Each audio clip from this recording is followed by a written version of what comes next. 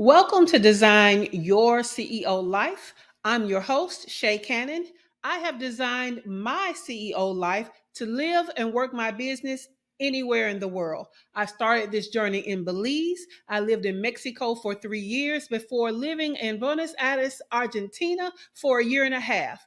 Then I came back to my favorite little beach town of Playa del Carmen, Mexico, and I am truly living my best life just 3 blocks from the Caribbean Sea. And this is all before I get ready to gear up for a year-long tour of Southeast Asia in 2025. Thank you for joining me as I share conversations and stories and strategies to help you design your CEO life. I hope you're enjoying season 2. Are you? I thank you for staying in tune because this is a conversation that I love to have, and it may seem one sided, but I want you to understand that I may be the one talking to you, but I know you have thoughts on the things that I'm saying, and you may even be answering me back. I'd love to hear from you. I am at Shay Cannon COO everywhere across most social media. So that's at Shay Cannon COO.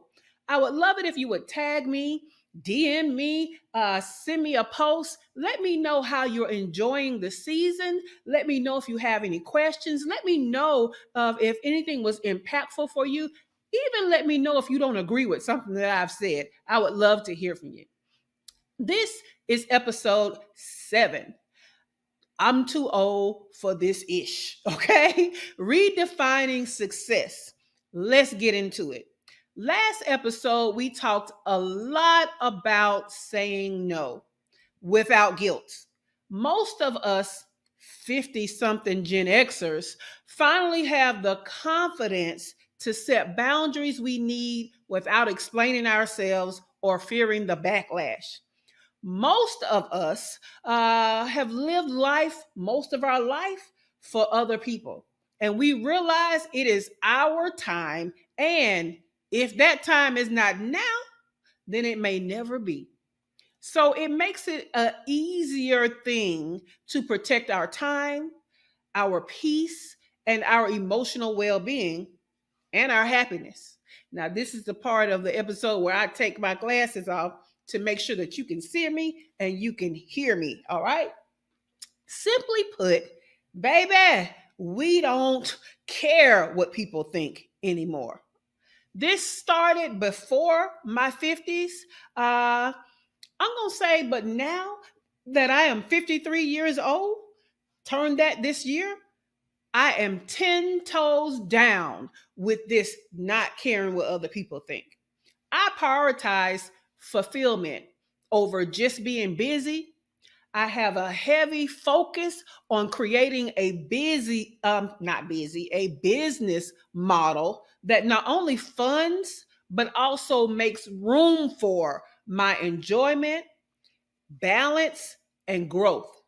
You see, I left corporate America because I had the money and I had the things that implicated success, but I did not have freedom, fulfillment, or happiness. And let me tell you, I'm too old for that ish.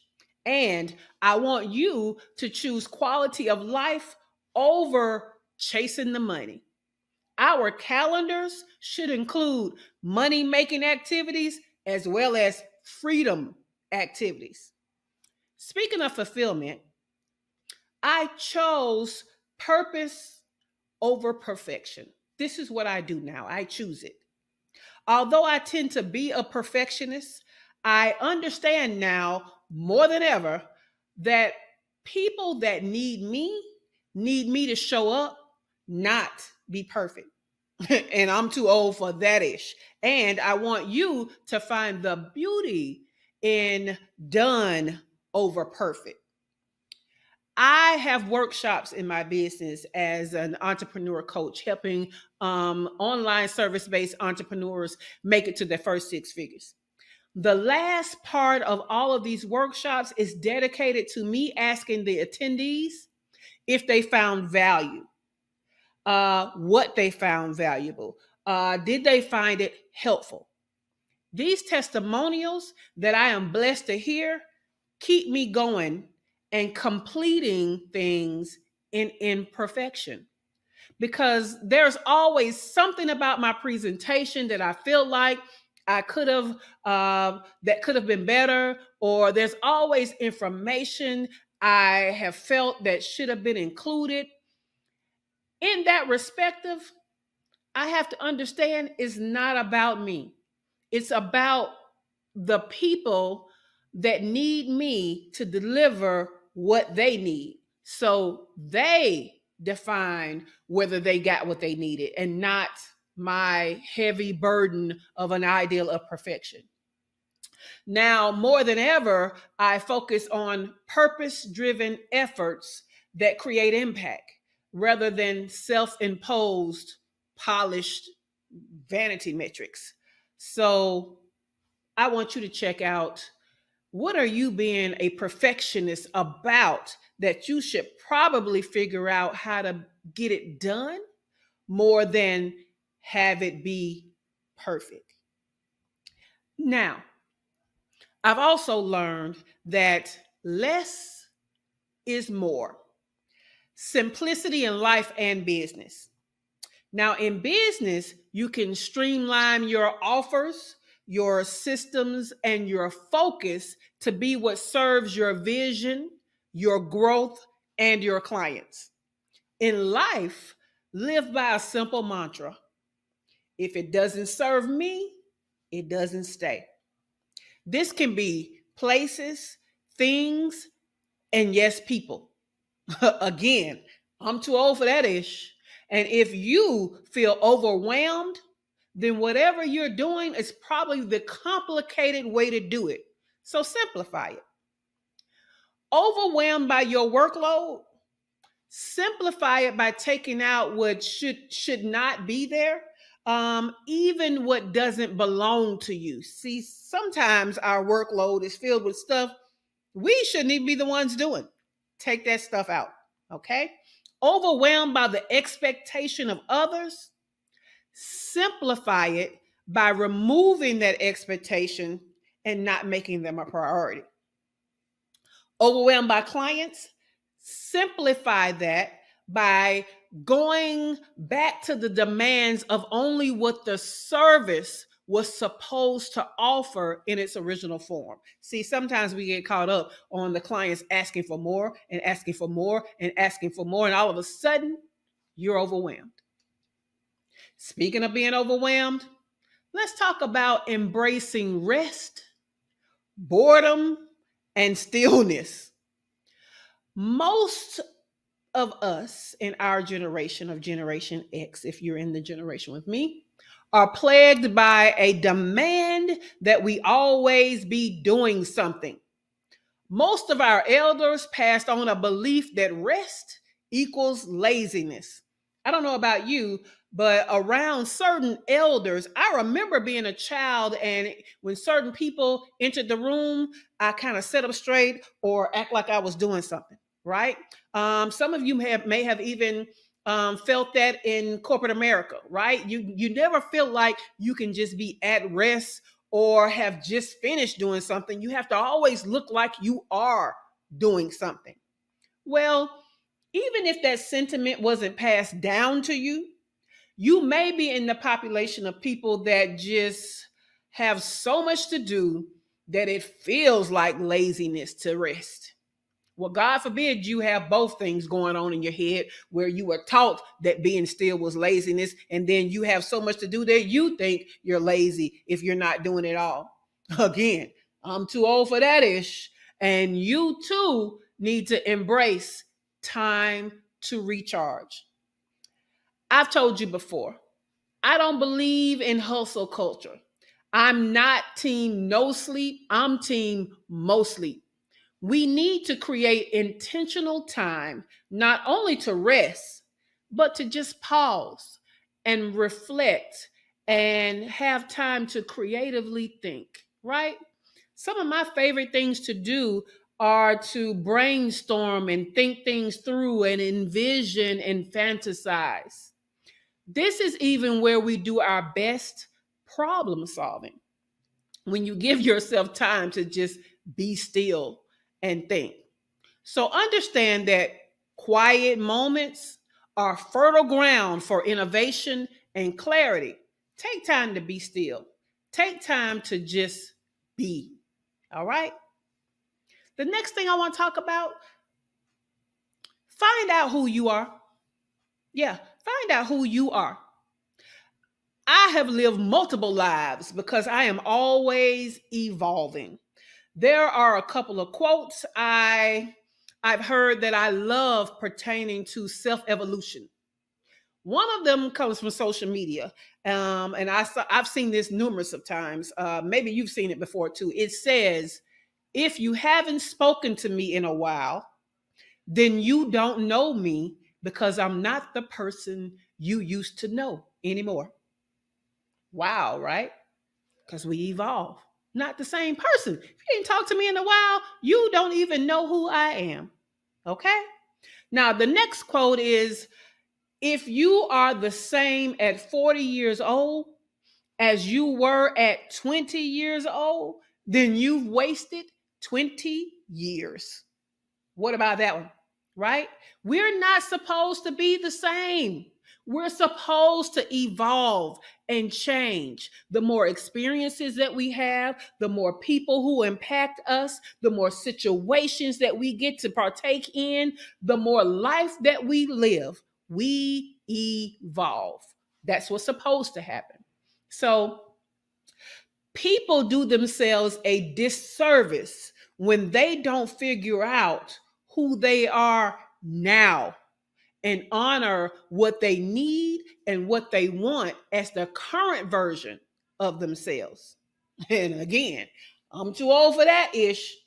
And you owe it to you to figure out who you are in this season of life so that you can nurture the wants and needs that allow you to be your whole self now.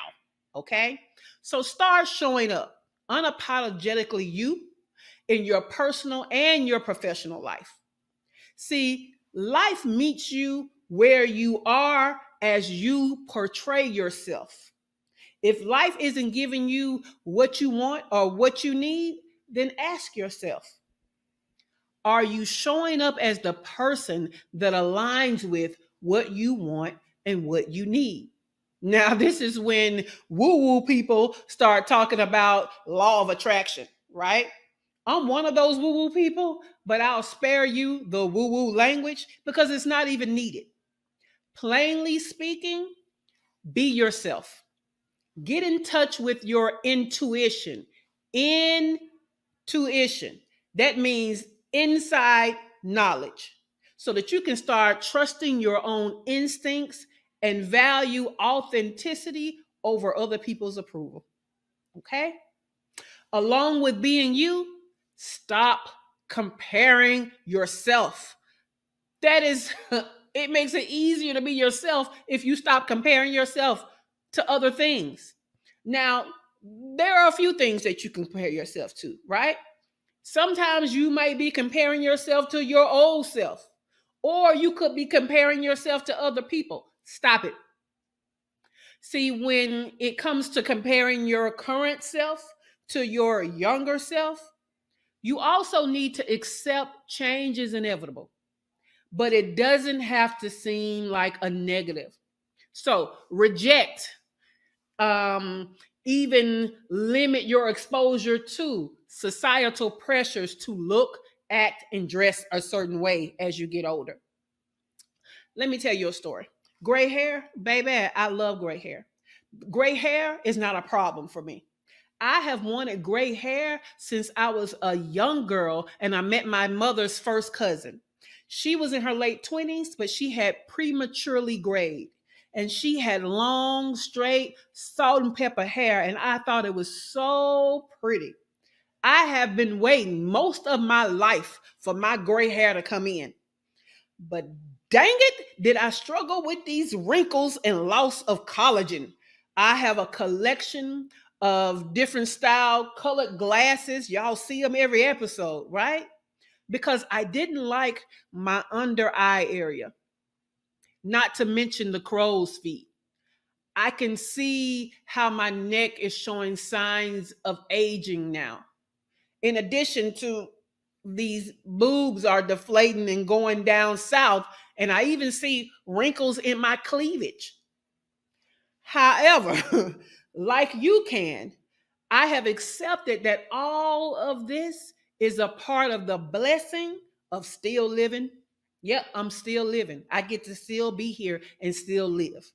So, skincare, exercise, and dressing to my assets are all useful in presenting and being the best version of myself now. So, to help reinforce how I feel about myself and limit comparisons, let me give you a trick that I do, and maybe you can do it too. I have curated things like my social feeds to include more Gen X women with real bodies and signs of aging, but they still look good. They still dress well, and they give off that aging gracefully image and that energy. That's what I want. I don't uh, torture myself by following young models with society's version of the best body, and showing half of their body off in two pieces and things that I can't wear anymore. It doesn't fit my body or my age at this point. So you can curate what you see that reinforces who you are. You can do that too. When it comes to comparing yourself to other people, some of you didn't even get the urge to be unhappy with yourself until you start comparing yourself. So, comparison really is the thief of joy. Understand that your journey, your pace, and your definition of success can be unique to you. Lean into the reality of how life bends and changes on your path. Instead of comparing where you are to somebody else's highlight reel, let me tell you a secret.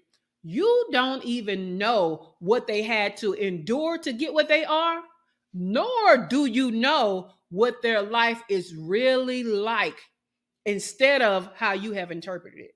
Some of these people that you swear have a better life than you, they don't. What you're seeing on the outside looking in doesn't equate to what you think it does. Now, you want to hear some real entering your elder season stuff? Cool. Let's talk about health is wealth. There are three main keys to physical health. Okay. Keep in mind, I said physical health. We're not going to talk about the emotional stuff, because some of the things that we talked about being yourself, not comparing, all that, that's mental stuff. Let's talk about physical stuff. Okay. The three main keys to physical health are sleep, exercise, and nutrition. We already talked about rest, but let's specifically talk about sleep. It is not healthy to stay up all night long at any age. However, at my big age of 53, it has more of a negative impact on my health. You see, you can't backdate sleep. Sleeping later because you stayed up all night the night before does not balance out sleep that your body requires. And let's be real. Most of you are burning the candle at both ends, and you're going to bed late and getting up early. So you're not even trying to backdate. Not that it would work anyway. Our bodies are meant to keep a sleep rhythm. Okay? It's called the circadian rhythm. If you want to look that up, CIRCADIAN rhythm. And it's a natural 24-hour cycle for our bodies. It's also known as the body clock. Okay? Our body clock is impacted by light and dark, meaning when the sun is up, creating daytime, and when it's down, creating nighttime. Simply put, you should be up and active when the sun is up, and you should be settled down and sleeping when the sun is set. That is the natural sleep cycle. Consider it like what you know of what a farmer's day is like. Farmers get up when the sun is up, They are active and moving all day long, and then they start to settle down when the sun goes down. And as it becomes nighttime, they are going to sleep until the sun rises again. That's what a farmer's day kind of looks like. Now, I want to talk about something else when it comes to health. As a kid raised in the South, I was told, stop doing that before you get stuck like that. Were you ever told that as a kid? It mostly referred to some physical thing that I was doing, like crossing my eyes or sitting hunchback. Well, let me tell you that I have figured out that I was lied to. Do all the things while you're young, because that is when you can still bounce back. Your body can handle it and go right on back, right? But being in my 50s, it is abundantly clear to me that now is the time that if I do certain things, I can get stuck like that. Let me give you an example.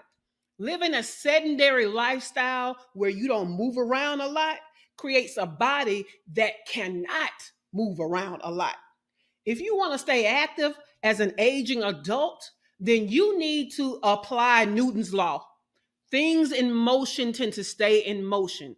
Things at rest tend to stay at rest. We all want to live long lives, but what you make a habit of doing impacts the quality of life at your advanced stages of life. So you don't have to lift a lot of heavy weights, run a lot of miles, and kill yourself doing cardio, but you do have to have a routine of movement that helps those joints and give you a wide range of motion and helps those muscles with strength to hold up and power your body with ease. Let me tell you, I started to notice that when I woke up, I felt kind of a resistance in my joints, especially my knees and in at the bottom of my lower back, right? And my muscles, it wasn't there wasn't ease there anymore. And so when I immediately get up to walk in a brisk stride, it wasn't happening, y'all. I was immediately reminded how when I was young, I would see older people move slower, take longer to get up from a seated position, um, walk walk like their body needed some kind of adjustment, and other observations like that. So when I started to feel like I almost had to warm this thing up like an old car to get it moving in the mornings, I was like, heck no. Mm-mm, mm-mm. So, time to move this body more so I can stay in motion and do what I need to do. Okay? So, we need motion because again, if you're not moving, then it's hard to start moving. But if you're always moving, it's easy to keep moving and get done what you need to get done. Let's talk about food. Southern cooking is about taste, cleaning your overly packed plate, and being full, okay? And good health is the opposite. Properly fueling your body with sensible portions, leaving you light enough for continued activity. Your food should be eating real food instead of processed convenience foods. Okay, you need to eat the rainbow by consuming lots of vegetables and fruits. Plus, you should replenish your body with plenty of water. Now, it's up in the air about the consumption of things like dairy and sugar and gluten. I'm not going to touch on that. Every year they saying, yes, do this, no, do that. And we don't know what the real science is around stuff. But what we know for sure is we need a lot of water. What we know for sure is we should have fruits and vegetables. And what we know for sure is we need to stop eating processed food, convenience foods, and fast foods. Okay? We know that for sure. No question. Now, living outside of the United States has exposed me to the fact that food in my home country, United States, is not the healthiest. It was when I lived in Belize that I learned a couple of things that shocked me. Did you know that a grapefruit, an orange, and a lime can all naturally be green when it's grown in high temperature areas? And when they are grown in lower temperature areas, it's when the chlorophyll dies off and those fruits change colors. But when fruits are brought to the United States that came from warm climates, sometimes they dye them the color that you're used to seeing when it loses chlorophyll. Do you think that dye is healthy? No, it's not. Now, the other thing that surprised me was about eggs, okay? Eggs have to be refrigerated in the United States because they are pasteurized. That pasteurization is not for our health. It's for a longer shelf life, which of course means they make more money, have less waste. In fact, most items on the shelves in the grocery stores in the United States would not be labeled as safe outside of the United States. Even some of the same products made by the same brands, because they are created with a priority of longer shelf life, and chemical dyes are used to add it to look better in the United States. So let me give you some examples. Products like Skittles and M&Ms, they're colored with dyes in the United States, but outside of the United States, the same brand for the same product, they use ingredients like turmeric, carrots, beets to achieve some of those same colors. So you knew it was coming.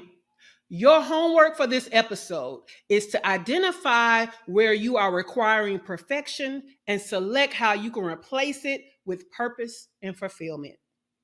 Look at what makes you feel overwhelmed and apply simplicity to get rid of that complexity, okay? Incorporate stillness, reflection, and boredom into your schedule. Find out who you are and lean in to being authentically and unapologetically you. Then stop comparing yourself. Last but not least, I want you to evaluate your sleep patterns, your eating habits, and movement levels to increase your health so that you have true wealth, okay?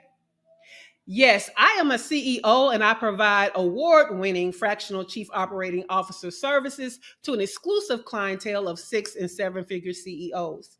I've been featured by Time Magazine, Delta Airlines, Thrive Global, and more. So I'm kind of a big deal. I help entrepreneurs to stop spinning their wheels and struggling to make it to their first 6 figures in business. If that's you, I'd like to invite you to my free business mastermind group where we build community, create collaborations, and have conversations to provide you with transformational business growth. Go to shaycannon.info/growth and join us today. That's all for this episode. It's been a pleasure having you tune in. So, CEO, go design a life worth living. Bye for now.